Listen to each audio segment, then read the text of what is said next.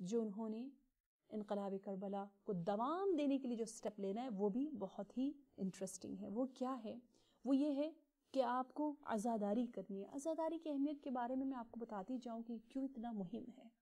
اچھا، کیونکہ خواتین کربلا نے آ کر مدینہ میں کیا کیا، آپ شاید مسلسل یہی سنتے رہیں گے کہ جی سب نے آ کر مرثیہ پڑھا، سب نے آ کر گریہ کیا، سب نے آ کر اشعار پڑھیں، سب نے آ کر مجلسیں پڑھی، لوگوں کو بتایا. تو یہ گریہ اور زاری اور ماتم اور نوح اور یہ کیوں اتنا مہم ہے؟ اس کی سیرت ہم آپ کو بتا رہے ہیں کہ نبی سے چلتی آ رہی ہے، کہ تاریخ نے لکھا ہے، منتہی الاعمال میں ہے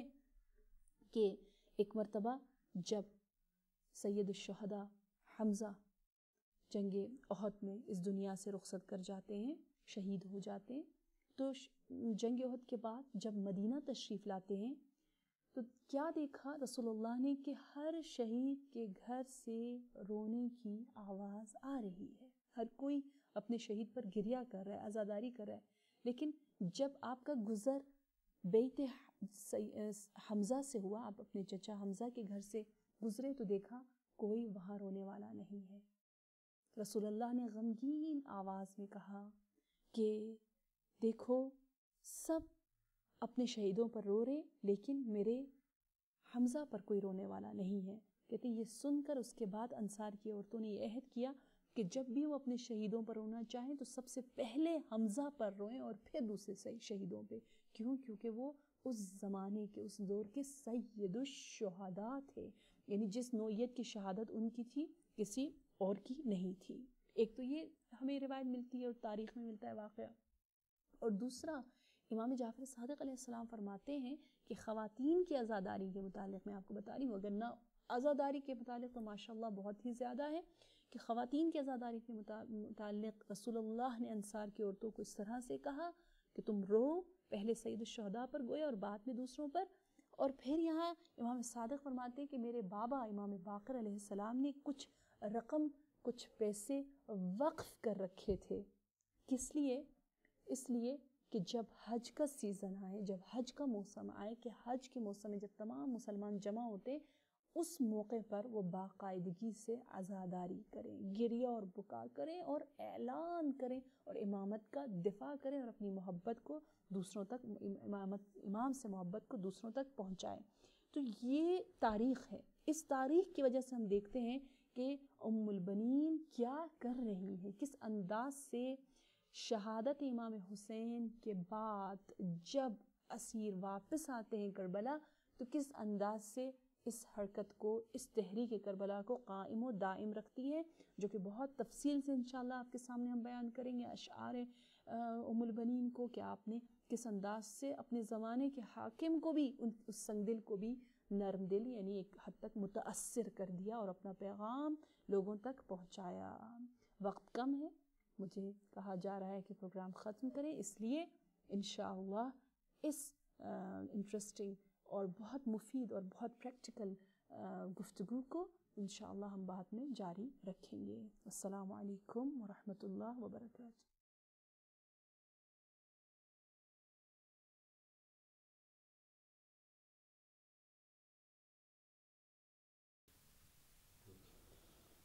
اعوذ باللہ من الشیطان الرجیم، بسم اللہ الرحمن الرحیم، وبہ نستعین وہو خیر المعین.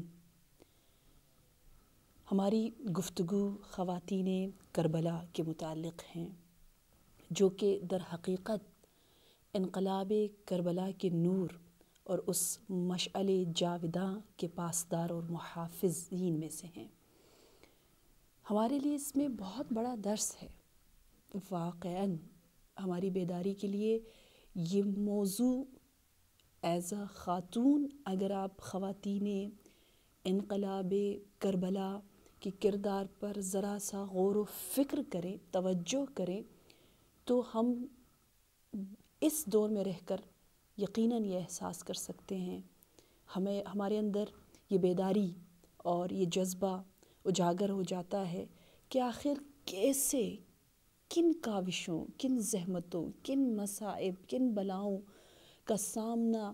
کر کے اور اتنی محنت کے ساتھ یہ مشعل اسلام اور انقلاب کربلا اتنی زحمتوں کے بعد ہمارے ہاتھوں تک پہنچا ہے، اور یہ نسل بر نسل تا قیامت جاری و ساری رہے گا. فکر اور غور طلب نکتہ یہ ہے کہ ان حالات میں جہاں تمام راستے حقائق کے اظہار کے لیے مکمل طور پر مسدود تھے، بند تھے، نہایت سخت پابندیاں تھیں، ایسے حالات میں بھی نہ جانے کس طرح سے، کن ٹیکنیک کے ساتھ اس مشعلِ انقلاب کربلا کو بہت سی ہستیوں نے، اور جو ہمارا موضوع سخن خواتین کربلا نے ہم تک پہنچایا ہے، جو طریقے انہوں نے اپنے زمانے میں اپنائے، ان کو دیکھتے ہوئے ہم نے بھی اسی مناسبت سے دیکھنا ہے کہ اس زمانے میں ہم کیا اپنے دور کے لحاظ سے اسلام کی خدمت کر سکتے ہیں، اور اس انقلاب کربلا کا جو حق ہے، جس انداز سے اس کی پیغام رسانی ہونی چاہیے، ہم بھی پیغمبری اور پیغام رسانی کر سکیں۔ نمبر 1 جو ہمیں ملتا ہے، کیونکہ ناظرین کو یقیناً یاد ہوگا کہ ہماری گفتگو ام البنین ام عباس پر جا کر ختم ہوئی تھی، اور ہم نے ان کے متعلق لاسٹ جو پروگرام تھا اس میں آپ کے سامنے بیان کیا تھا۔ ابھی ہم نے انہی بی بی کی گفتگو اور انہی کے متعلق غور و فکر اور ان کی سیرت کے متعلق آج بھی گفتگو کرنی ہے۔ تو اس اعتبار سے دیکھنا یہ ہے کہ ام البنین جو کہ کربلا میں نہیں تھی، جنہوں نے اپنے چار نمائندے بھیجے، نہ صرف 4 بلکہ ان کے اگر دیکھا جائے تو بہت سے اور نمائندے تھے، لیکن بیٹے ان کے 4 وہاں موجود، لیکن ام البنین نے اس کو کافی نہیں سمجھا۔ وہ پھر بھی اپنی ذمہ داری، اپنی رسپانسبلٹی، اپنے آپ کو بہترین امامت کے دفاع کرنے والوں میں سے سمجھتے ہوئے کس انداز سے سٹیپ لے رہی ہے، کیا کیا ان خواتین کربلا نے۔ نمبر 1 جو ہم دیکھتے ہیں وہ یہ ہے کہ انہوں نے حقیقی معنی میں امام کی شہادت پر عزاداری کی، وہ عزاداری جو واقعاً صحیح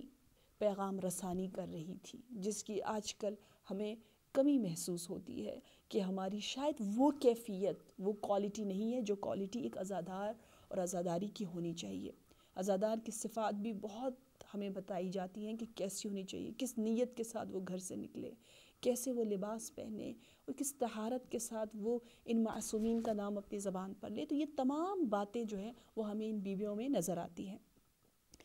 آپ دیکھیے کہ جب کسی شخص کا، کسی بھی فرد کا اپنا رشتہ دار، اپنا شوہر، باپ دنیا سے چلا جائے تو ہم کیا کرتے ہیں؟ عام طور پر یہی ہوتا ہے کہ سیاہ لباس،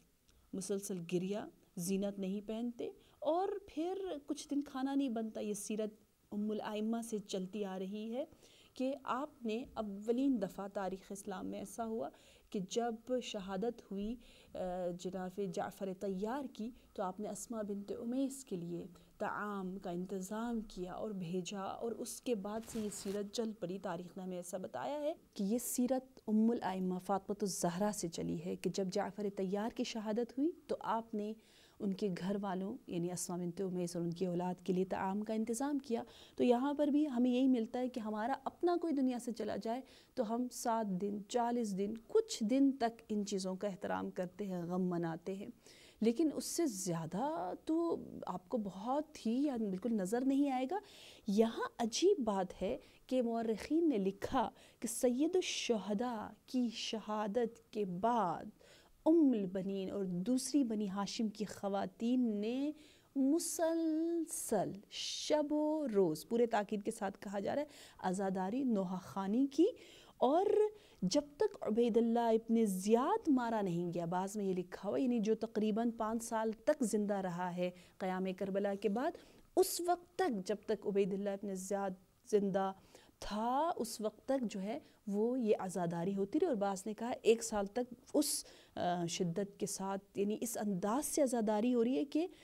نمبر 1 بتایا جا رہا ہے کہ سب سیاہ لباس میں ہیں، سب کو دکھانا ہے کہ یہ بہت بڑا غم ہے، یہ ہو کیا رہے۔ نمبر 2 مسلسل گریہ و بکا ہے۔ نمبر 3 جو ہے وہ گھر میں کھانا نہیں بن رہا۔ نمبر 4 سرما، خضاب، زینت، ان تمام چیزوں سے اجتناب کیا جا رہا ہے،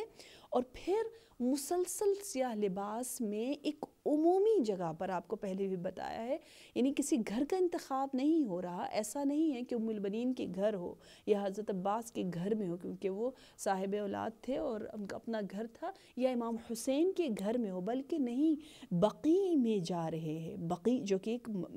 مرکز ہے، اور وہاں پر تاریخ نے لکھا کہ گرما سرما، یعنی گرمیاں ہوں سردیاں ہوں جیسا بھی موسم ہو، کسی چیز کا خیال کیے بغیر مسلسل بقیع میں جو ہے یہ بیبیاں گریہ اور عزاداری کرتی تھیں، یہاں